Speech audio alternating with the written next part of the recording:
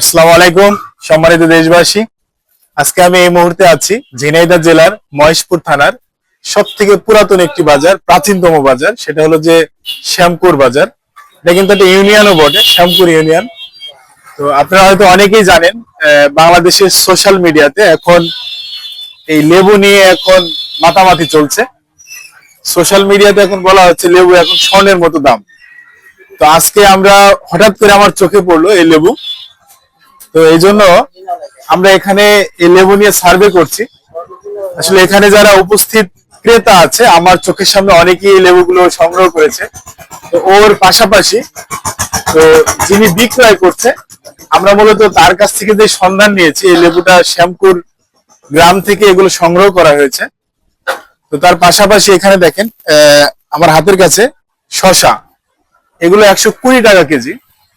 তো আসলে মাহে রমজানকে ঘিরে এই উৎসব মুখর পরিবেশে আপনার লেবু যেগুলো আপনার আছে, যে এরকম কাগজি লেবু, পাতি লেবু, ঘোড়া লেবু বা বিভিন্ন প্রজাতির নাম আছে, এই লেবুগুলোর কিন্তু প্রচলন অত্যন্ত গুরুত্বপূর্ণ। মূলত আপনার ইফতারকে কেন্দ্র করে, ইফতারের মধ্যে সব থেকে গুরুত্বপূর্ণ অংশ হলো শরবত। এই শরবতটি যদি না হয়, মানে আপনার ইফতারটা অপূর্ণতা থেকে যায়। আসলে ইফতারের জন্য মানে সব থেকে গুরুত্বপূর্ণ পার্ট হচ্ছে লেবুর শরবত। তো আজকে যখন আমিও লেবু পেয়েছি, আমি প্রায় 5টি লেবু এখান থেকে সংগ্রহ করেছি। আমি এখানে যেই আমাদের যেই বিক্রেতা ভাই আছে, আমরা তার কাছ থেকে সম্পূর্ণ তথ্য নেব যে মূলত কার বাগান থেকে এই লেবুগুলো সংগ্রহ করা হয়েছে। আমরা তার কাছ থেকে কিছু তথ্য নেওয়ার চেষ্টা করবো। আপনারা অবশ্যই আমাদের সাথে থাকুন।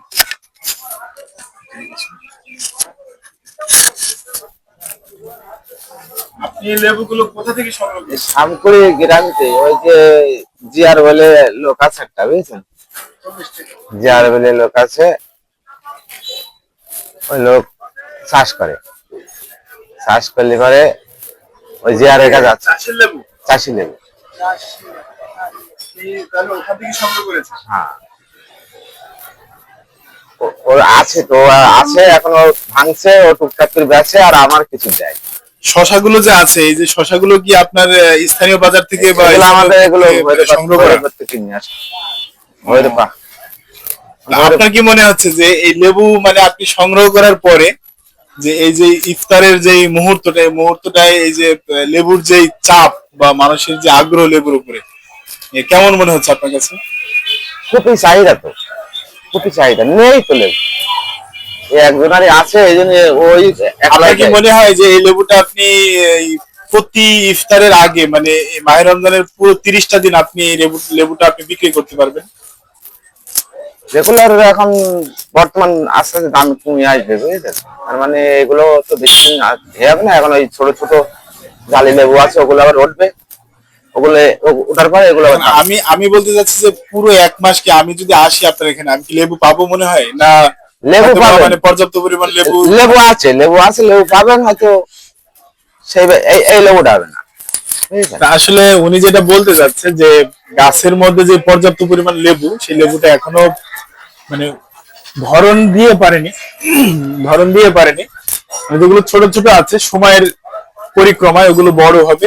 এর পাশাপাশি ওই লেবুগুলো যখন বাজারজাতের জন্য যখন আবার নিয়ে আসবে, তখন হয়তো লেবুর দাম কমতে পারে। তো আজকে পর্যন্ত লেবু নিয়ে সোশ্যাল মিডিয়াতে অনেক তুলকালাম চলছে। আজকে পর্যন্ত, দেখাবো অন্য কোনো ভিডিওতে। আসসালামু আলাইকুম।